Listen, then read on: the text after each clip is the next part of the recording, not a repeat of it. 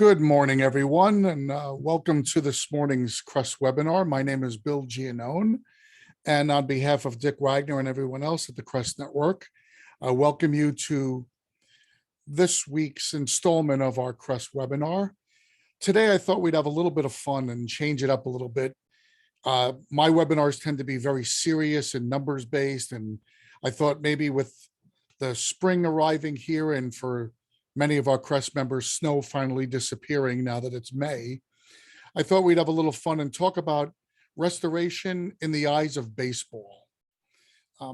For those of you who don't know much about me, baseball's been a passion of mine since I was a very, very little kid. One of my earliest memories as a very young child in the 60s was walking into my grandmother's house, and my great grandfather was there, and he was an old Italian man from the other side, as they say, and he spoke very, very little English.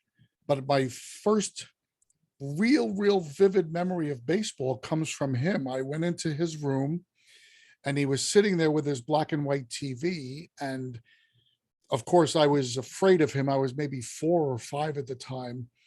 And he called me over and he put me on his lap.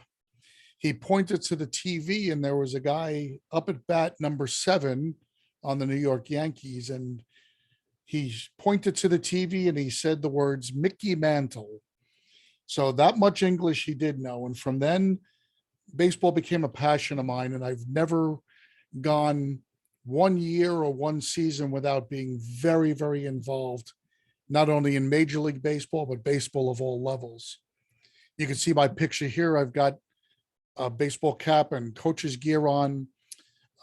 I did play baseball through high school and into college for a couple of years. I certainly wasn't the biggest guy or the best guy, but I loved the game so much.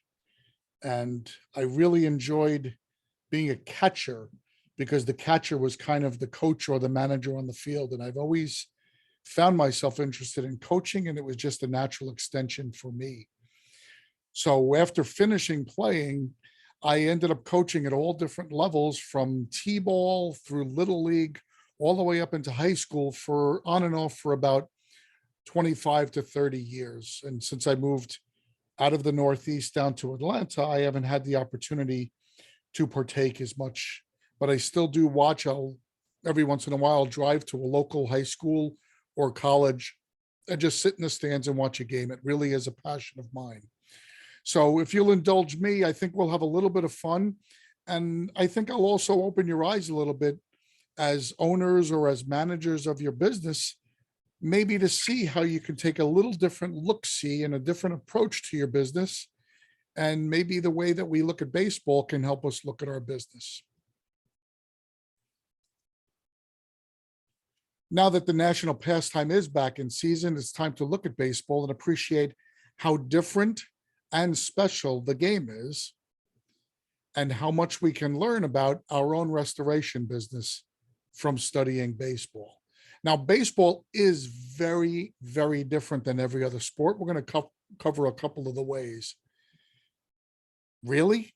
Baseball is going to explain restoration? You know, this would be the only way that normally baseball and restoration would come into play, is during a rain delay or a rain out, where we can mix water and baseball. Let me just start, again, getting on my high horse because I'm the numbers guy. Let me just explain, first of all, for those of you who are not baseball fans, you still will recognize and understand some of the things I'm talking about.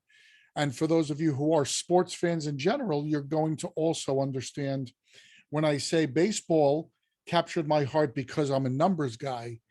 Let me explain what I mean by that. In all the other sports, there are certain thresholds that people reach, but they're not widely known throughout the world, except for those who are really following sports. You know, I'm a sports fanatic and I'm a statistics junkie. So I know there was a guy, Will Chamberlain, who scored 100 points in an NBA basketball game. I know that for a fact. But we don't really know what a good average point total is per year. In baseball, we know if you're a 300 hitter, you go to the Hall of Fame. We all know what that number means. We all know as a pitcher, if you win 20 games, that's a great season. Career-wise, we know that 3,000 hits and 300 wins are career-defining numbers. We all know that. Baseball is a numbers game. It's an accumulation game. So that's why I really am excited about that. But guess what? So is your business. We're going to talk about that a little later on. Let's get into some of the things that baseball has different from every other sport, but believe it or not, in common with restoration. First thing, you have to go to work every day. Baseball's not football. Football, you play one game a week. You spread your games out. You have lots of time in between. Baseball's not like that. Baseball, you play just about every day from the beginning of April till the end of September. And if you're lucky enough to make the playoffs, you play for another month. Every other league, the maximum number of games you're playing is 82. In Major League Baseball, you're playing 162 games. So you're playing just about every day. And even though they're much less frequent than they were when I was a child, there's still the prospect of playing a double header. Yes, you could play 2 games in the same day. That would be unheard of in any other sport. It's a real rarity in hockey or basketball to even play 2 games back to back on consecutive nights. If you do, they usually give you 2 or 3 days off after that. Well, in baseball, it's not uncommon, like you'll see on the schedule, there's a stretch in May where this team is playing upwards of 18 to 20 straight days in a row. That's not uncommon. Does that sound familiar to restoration? There are no off days in restoration. If you're a restoration business that's doing very steady business, you're coming in every day going to work. You're coming in every day waiting to perform. The ability to do that, to get up every day and perform at your best and keep doing it over and over again, is what separates you from other companies in your field. Your quality has to remain the same. We always talk about the 3 most important things in any business, and it's your process, your people, and your product. Your product is what we do out there every day. If your product changes because you guys get tired or you guys get bored, or it's really difficult to keep up your momentum over a 3 or a 6 month stretch when you have no days off, that's really making your business suffer. Well, the same thing with baseball. Baseball teams have to plan for those long 20-game stretches where they have no days off. How do they do that?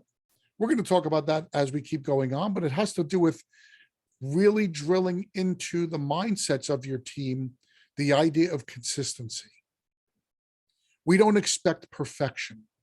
In Major League Baseball, there's been less than 25 perfect games ever pitched by a pitcher. And a perfect game is nobody gets on base. Over 9 innings, 27 guys get up and they all make out. There's been less than 25 of those in the history of Major League Baseball, and there's been tens of thousands of games played. So we don't expect perfection, but what we do expect is good, solid effort every single day, day in, day out. To me, that's the most important thing. And that's why we have to treat our team the same way a baseball manager would treat his team. Second thing about baseball that you may realize, but you really have to drive it home, there's no clock. In every other sport, there's a clock. There's a way that if you get up enough, you could just kind of run the clock out. You can kind of dribble the ball, or you could stall, or in football, you could just kind of run the clock down, take a knee. In baseball, you can't do that. Each team has to get all their chances. And no matter how much you're leading by, you still have to give the other team all of their chances. Now, in Little League, that might change a little bit. They might do what they call mercy rules if you're up by a lot, just not to make it look so bad. But there's no such thing in the major leagues. And there have been teams that have been ahead by 10 runs and have lost the game. You have to finish the job. Does that sound familiar as well?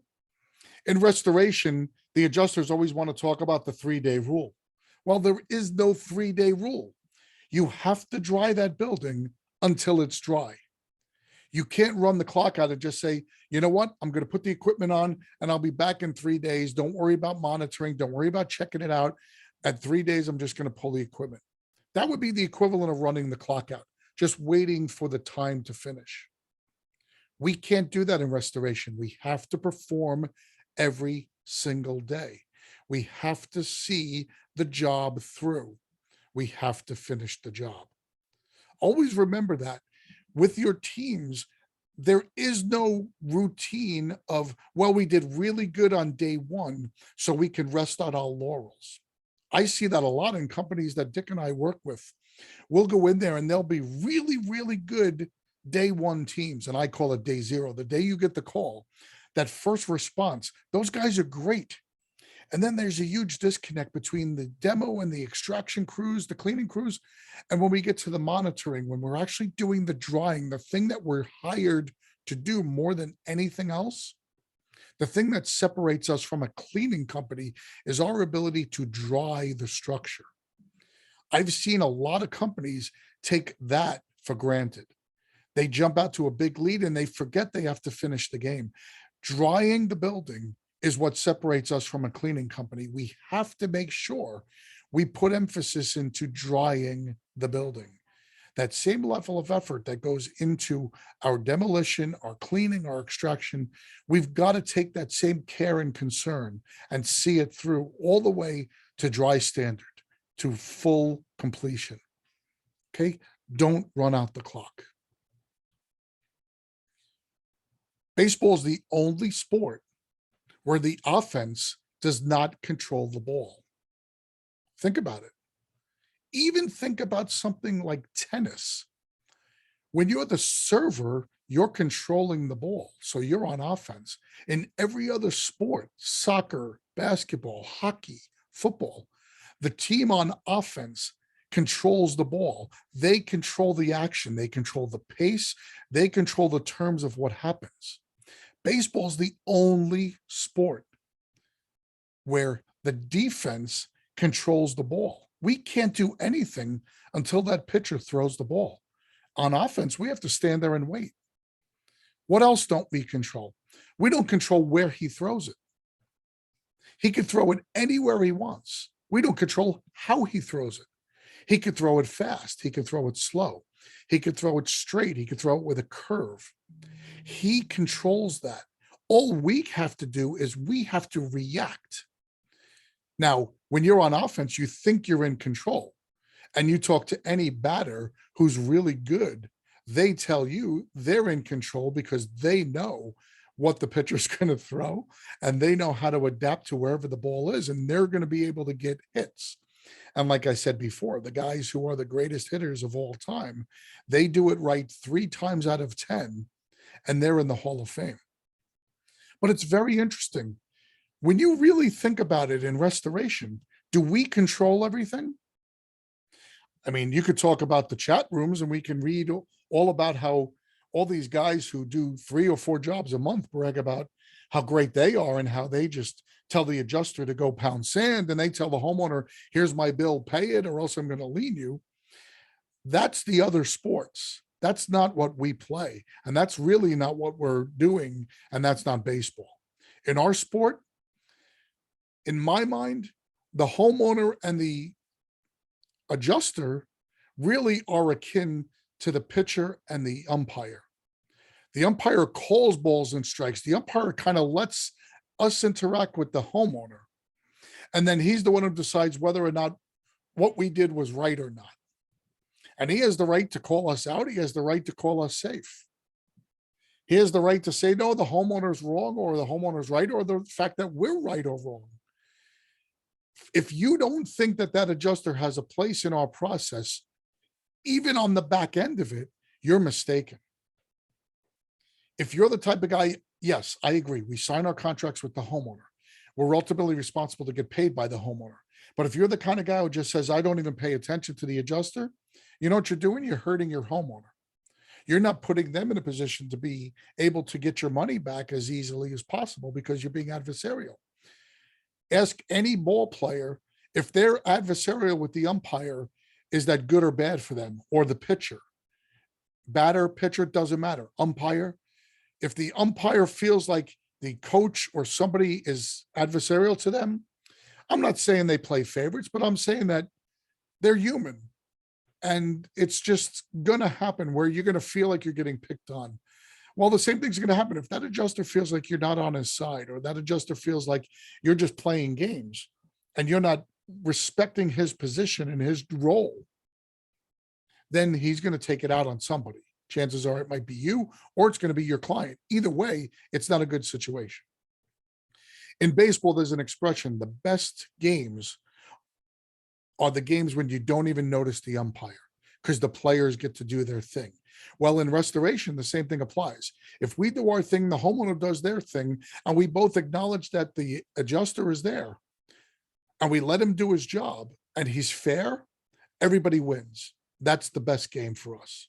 So just remember, when we think we're in charge, most of the times we still have to react to the homeowner. Oh, you know what? I have a little baby in here. I'm worried about all the debris going around the house. Put in a scrubber. The homeowner says, I really don't want to replace these cabinets. Is there any way we could try to dry them in place? We're going to try to dry in place. We're going to do our best to try to make the customer or the homeowner happy. So we're going to react to what they're kind of steering us towards. Yes, we're the one doing the action. We're the one at the plate. We're the one on offense, but we have to acknowledge those other people. Practice makes perfect. This is very, very applicable. Now, this happens in all sports, but because I said before that baseball plays every day, you wouldn't think that they'd be able to get a lot of practice in. Well, you'd be sadly mistaken. You go to a basketball game or a hockey game, and you get there an hour beforehand, they usually don't come out to warm up until about a half hour before the game starts. On baseball, for instance, if there's a 7 o'clock game that starts in the evening, they'll be out there at 2, 3 in the afternoon practicing. Most times they won't let the fans in till 2 hours before or 90 minutes before. They'll still be out there practicing, and they'll practice till about a half hour before the game. And then the guys will go out and put the lines back down on the field and get the grass ready and get everything done.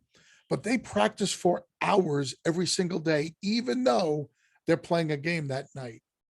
It's amazing how much practice they take. And it's because of what I said before. They constantly drill just to do the ordinary things very, very well every day.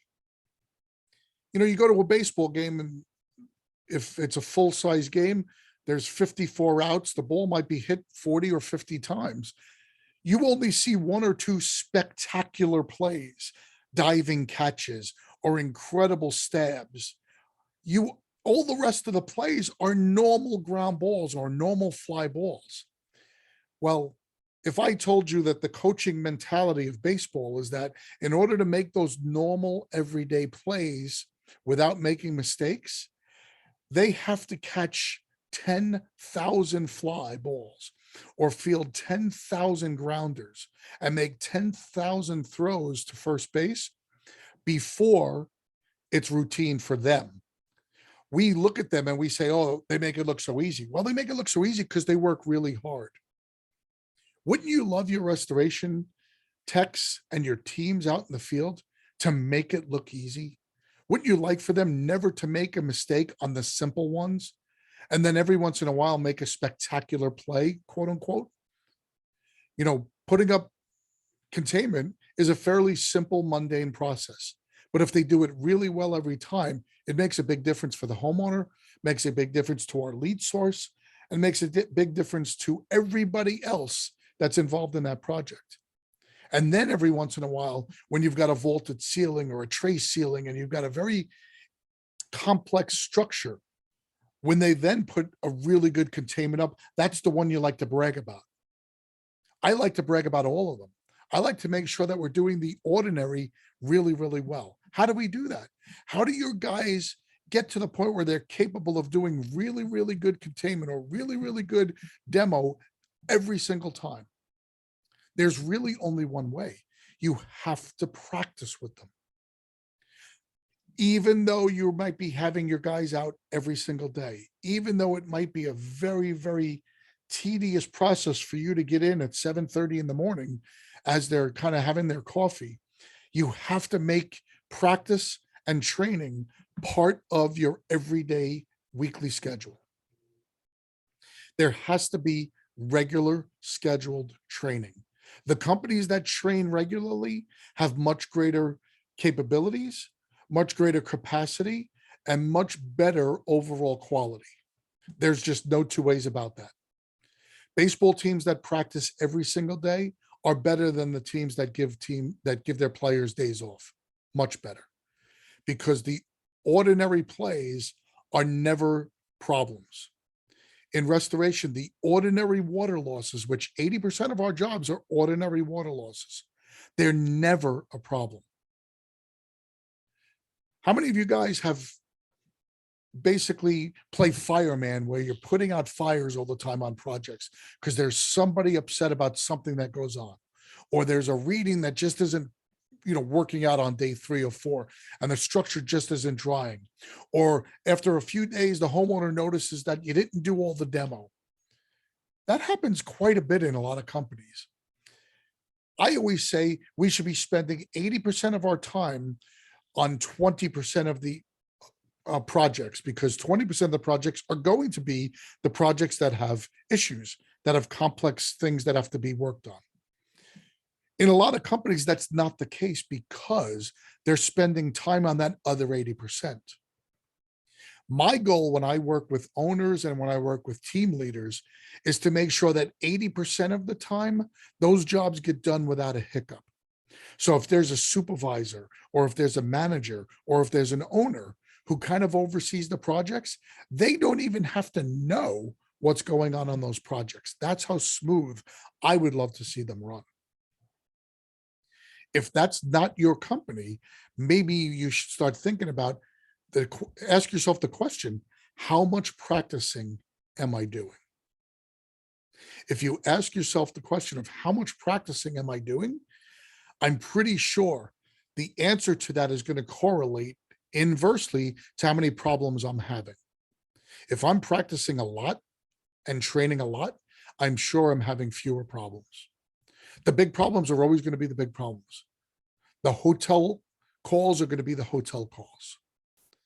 But when you have those ordinary, simple water losses, they're never going to cause a problem because practice will make perfect.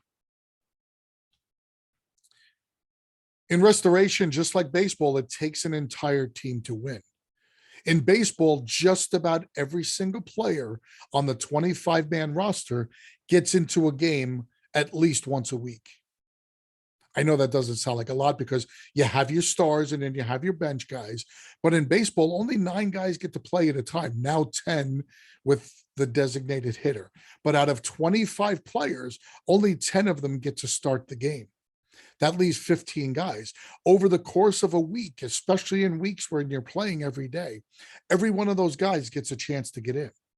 That's not really the case in basketball and football. In football, you carry 53 players, and you've got 11 on offense, 11 on defense, and some guys who play special teams. Usually about 30 people get into a football game. There are football players who are backup quarterbacks who might never get into the game the entire year, and they make millions of dollars because they're the emergency plan. There's really no emergency plan in baseball because so many people are involved. Now, there are specialty players in baseball. There are certain players that only come up to bat at the end of the game when you need somebody to maybe hit a long home run. Those are called pinch hitters. Those are some kind of specialty players. There are guys who come in just to run the bases at the end of a game if you need a fast runner. There are other guys who are really good on defense but aren't really good at hitting, who come in at the end of the game just to make sure your defense is really good on the field. And then, of course, you've got a ton of relief pitchers because most pitchers these days only pitch about half the game. So you have a lot of that happens, a lot of substitutions. In a basketball game, you've got 5 players on the field, 10 on the bench. And of those 10 players on the bench, 3 or 4 might get into that game, and the rest never get in the game. So in most sports, hockey, again, being an exception, most guys do get in the game. But baseball, just about everybody gets in quite often. Out of 162 games, even the last player, number 25, he'll get into 30 or 40 games. He'll play 25% of the games. That's not the case in those other sports. Well, guess what? In restoration, absolutely your whole team matters. You might have a superstar who's the best technician you've got. But if you're doing 5 or 6 jobs a week, can he be the lead technician on every job? Chances are he can't. Chances are you're going to have 2 or 3 crews doing 6 jobs a week. So he can't be on every job. Could Michael Jordan be on the basketball court every single game? Yes. Could Michael Jordan take every important shot in that game? Yes. That's the way basketball is designed. In football, Tom Brady can be the quarterback for every play of his team for the whole year. In baseball, you can't do that. In baseball, the best pitcher only pitches 1/5 of all the games. He pitches a game and then he sits out the next 4. The best batter only gets up in his regular time. So he might get up 4 times a game. Every single other player on the team who's playing that game has to get up as well. In basketball, they don't say, well, Michael Jordan already shot twice, so everybody else has to shoot 2 more times before he gets to shoot a 3rd time. It doesn't work that way. Well, restoration is kind of the same thing. If you're running a company, you need your whole team. Yes, you're going to have your superstars, but you need to work and develop a team mentality. You need to have quality. Yeah, you were going to still put our best guy on our most important jobs if we're capable of doing that. But we're going to make sure that everybody else is capable so that when we have those normal jobs, the normal guy can do that job really, really well. What about our office staff? A lot of times, companies have 2 ways of looking at their office staff, and it's very interesting, the dynamic. I see this a lot when I go visit companies. It's either one or the other. You either have an owner who came from a truck, and if he was a guy who was an owner worker, owner operator instead of owner manager, there's a really good chance that even though he's in the office, he sides with and he relates to the guys in the field. So he gives them a lot more due and a lot more credit than he does the field, than he does the office people. He just doesn't get them. Conversely, if he's an owner manager, or if he's a guy who bought into a franchise or he bought into a company and he's more of a businessman investor, he sees it much more from the office standpoint. He sees the value of the office staff and he just assumes, well, the guys out there do their thing. What's the big deal? He doesn't really have that knowledge or that appreciation. The perfect blend, obviously, is to be someone who appreciates everyone. The best manager is the guy who is able to manage the best player on the team and number 25 player on the team. Make sure they understand their roles, make sure that he shows them how much he appreciates their role, and in unison makes everybody work together towards a single goal. That's really important in restoration. It's ultimately important in baseball. I know it sounds like lip service, but if you ever hear a team that wins a World Series, they're always congratulating the guys on the bench, because the guys on the bench are the ones who support the starters, and they're the ones who are there every once in a while to really chip into the effort. You can't win without everybody's effort. You just can't. And the same thing applies in restoration. We obviously need great work in the field, because you can't put lipstick on a pig if you're somebody who's trying to support an invoice that's just poorly documented and poorly executed. But you also can't do great work out there in the field and take it for granted that that's going to get you paid. You need really supportive people in the office. You need really strong dispatch people and really good organization and file coordination, great invoicing and collections, great accounting people, the entire team. Even though everybody does different roles, you can't say anybody's more important than the other. I didn't even mention your marketing staff. Without them, the phone doesn't ring. Everybody has a role to play, and we have to be good managers and leaders to make sure that everybody understands that and appreciates that. You have to fill in that scorecard. Every name is important.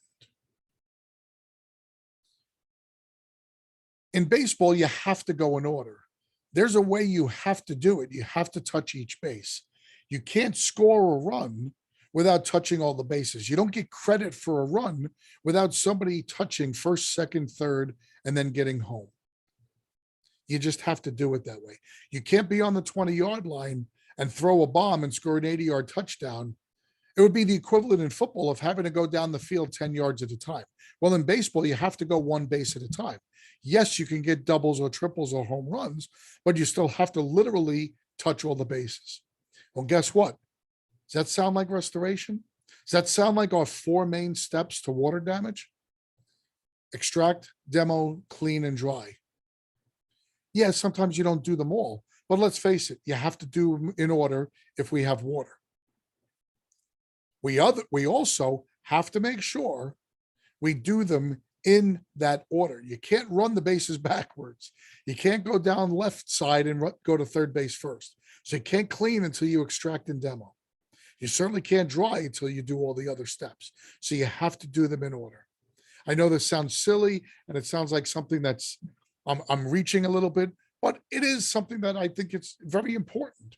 We all have an end goal, but how you get there is different in each sport. In baseball, it's not. You hit the ball and you touch the bases. That's really, really something that I can't stress enough. What's the most important part of your business? What are you guys really good at? You have to decide that. In baseball, you build teams around what your teams are good at. If you're a team like the New York Yankees, who hits a lot of home runs, then you build your team around hitting home runs. You don't have a lot of speed. You don't do a lot of bunting. Then if you're a team, like the St. Louis Cardinals, who's very fundamentally sound, you try to do a lot of singles and doubles. So you don't have guys who hit for a ton of power, but you have guys who hit for a lot of singles and doubles. Their mindset and how they execute their business is different. Well, I say the same thing when it comes to restoration. You have to have a mindset. Are you guys really good at demolition? Are you a full service company where you'll do a lot of demo because the chance to put it back adds a couple of bucks to your bottom line? That's fine. Like I always say, we can dry in place, we can demo. A lot of that is very subjective. And it's subjective based on what we think, what the homeowner thinks, and what the adjuster thinks. So there's different ways to skin that cat.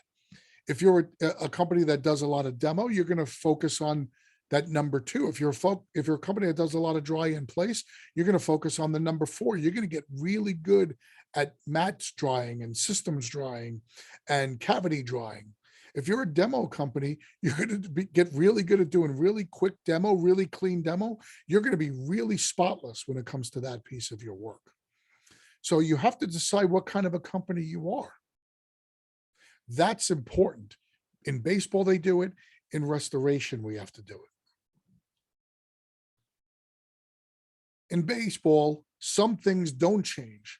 I told you before, I played into college, never got a chance to play in the pros, continued to play into my 20s when I was done, just for fun in one of those leagues where guys who had a cup of coffee in the minors or who played college ball, very competitive ball, but I did that for about 6 years as well. But I also coached at all different levels.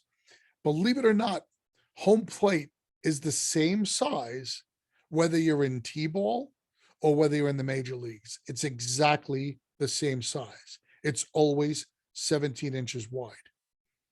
So no matter how old the pitcher is, no matter how skilled the pitcher is, his goal is the same. He's got to throw the ball over the plate. That 17 inches doesn't change just because somebody's 6 and not 26. If they throw the ball 30 miles an hour or 90 miles an hour, they still have the same target. Well, I know this is another stretch, but I see it this way. Restoration's the same way. Our target is to do the job, to execute the job, to dry the structure. I don't care if you're in a crawl space or a basement or in a multi-story commercial loss, a hotel loss. Your goal is the same. Your target doesn't change. You're still there. How you do it is different. Obviously, a kid in Little League shouldn't be throwing curveballs and shouldn't be throwing the ball 90 miles an hour if he's 8 or 9 years old.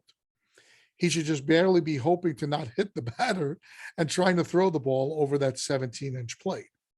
In the major leagues, they're throwing it with all sorts of spin and speed changes and deception. Their goal is the same, though. It's still throw the ball over the plate. You can never get somebody out if you can't throw the ball over the plate. They just won't swing and they'll continue to go to first base. Any of us who've ever been involved in Little League, we've seen games like that where the poor little pitcher just can't get the ball over the plate and he or she ends up walking 10, 12 batters in a row. It's horrible and it's very sad, but it's the reason why we do that is because we're trying to develop that skill set of consistency. If we made the plate really big just to make the pitcher feel good, we're not going to be fair to the batter. So we want to make the game fair, so we keep it the same.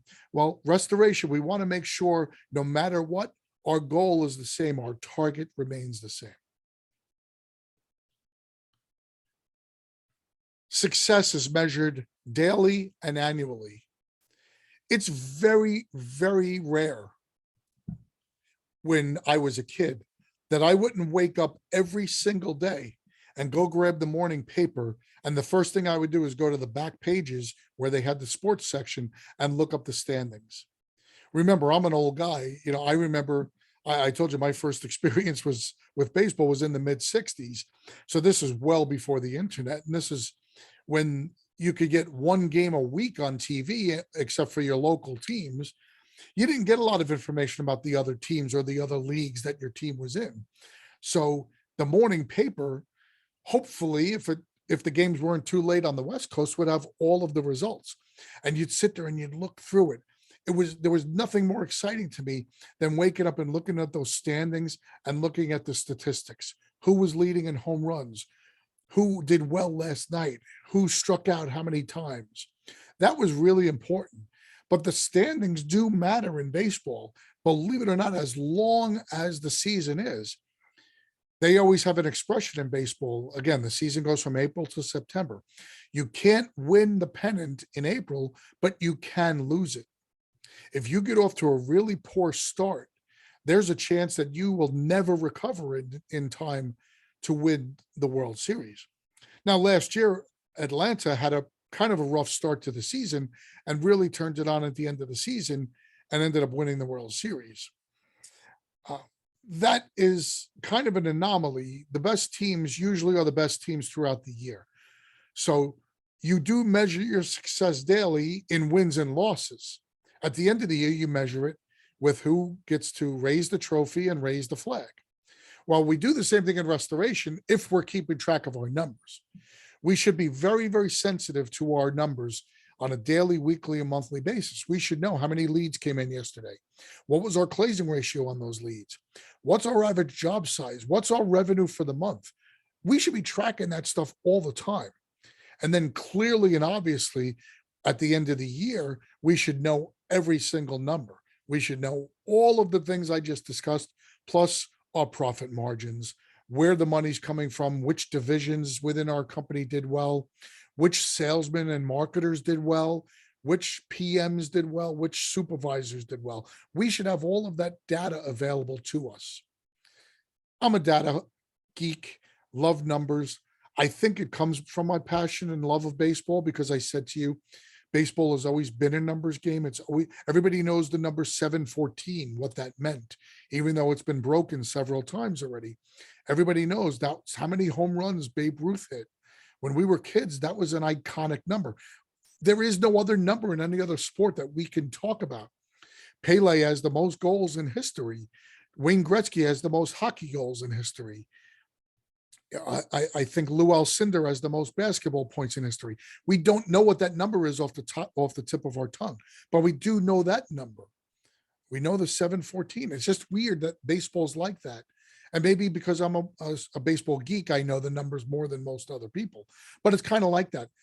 I'm also a geek with restoration. I know right now the company I'm working with here in Atlanta is closing 78% of their jobs that they're going out to.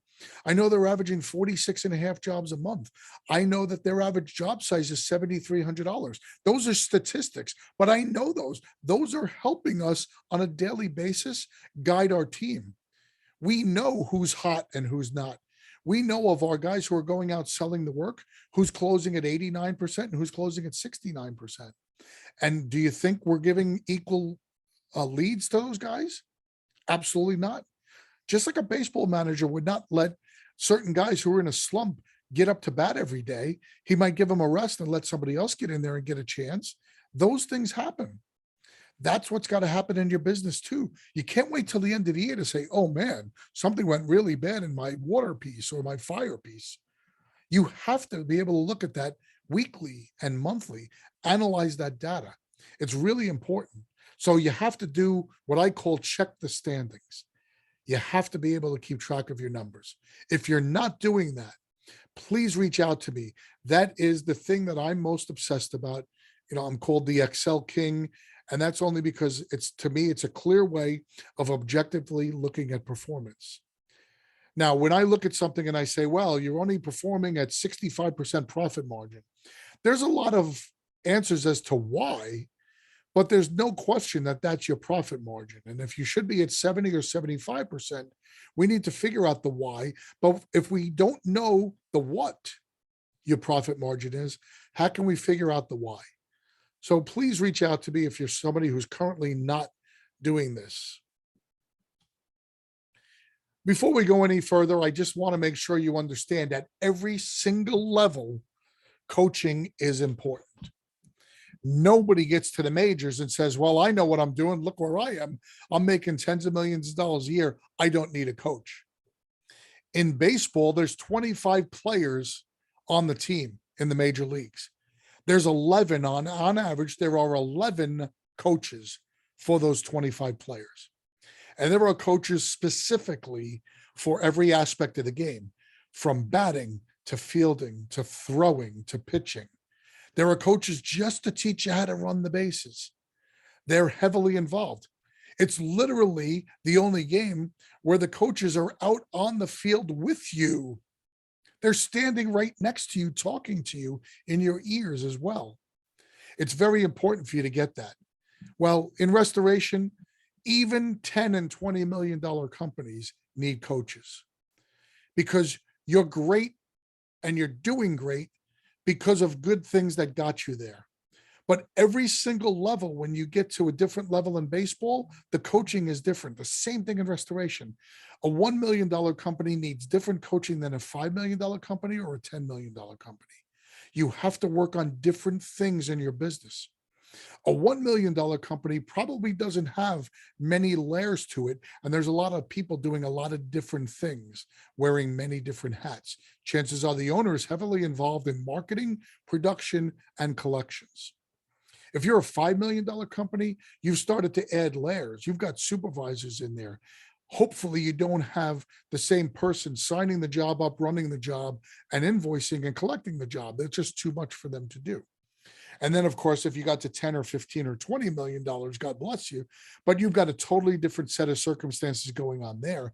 You're much more of a business than you are a restoration company, and you need to be focused in that area as well.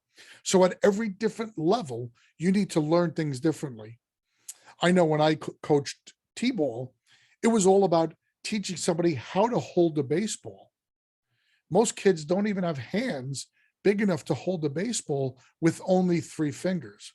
By the time I got to high school, I was still teaching kids on how to hold a baseball, but I was teaching a pitcher how to hold a baseball to throw a curveball or a changeup or a 2-seam or 4-seamer. These are baseball expressions, but they have to hold the ball differently to throw different types of pitches. That's totally different than what I was teaching that 6-year-old playing T-ball. Clearly, coaching is very important at every level.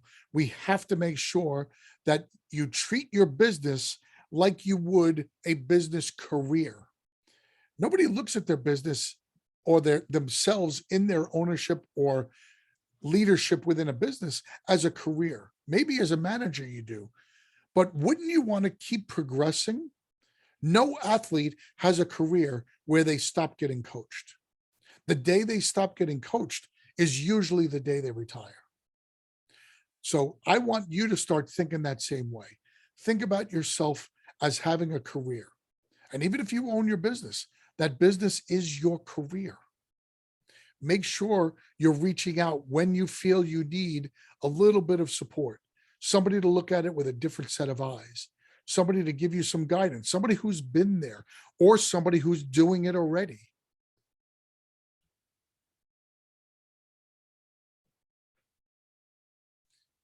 In closing, guys, baseball is a very simple game. Do a few things correctly over and over, and in the end, you'll enjoy great personal and team success. That same mindset applies to restoration. Stay out of the chat rooms, stay out of the brag rooms, as I call them, where guys are talking about this incredibly difficult job they had and how great they did. That's fantastic. And you know what? That person's arms are very long from patting themselves on the back. That's all great. And I love when I see people being successful. But the truly successful guys are the guys who are busy working. They're practicing, they're performing, they're doing the simple things correctly over and over again.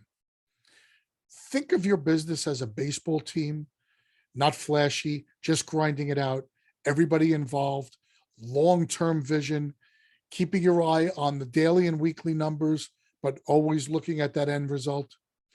And you will be raising that flag at the end of the year. You will be the champion. On behalf of Dick Wagner and everybody here at the Crest Network, I want to thank you so much. We know that you guys are all very busy with your weeks. And for you guys to give us 45 minutes to an hour every Tuesday, it means a lot to us. We really appreciate your time and effort. If there's anything we can do to assist you and your company in any part of your process, please reach out to us. If we don't have those answers, we've got experts here at the Crest Network who do. We're www.thecrestnetwork.com, Bill at thecrestnetwork.com, Dick at thecrestnetwork.com. You can find other information there about us. Just a quick reminder, Dick is going to be putting out some information. Please look for it. For those of you who are interested and haven't been to our restoration marketing specialist classes, we're going to have another one coming up this summer. We're going to be putting word out really soon about that. Keep your eyes peeled for that email or that text message from Dick. And we really appreciate all your support. Thanks so much, guys. Hope you had a great time here. I really enjoyed this, and we'll be talking to you real soon. Have a great day. Bye-bye.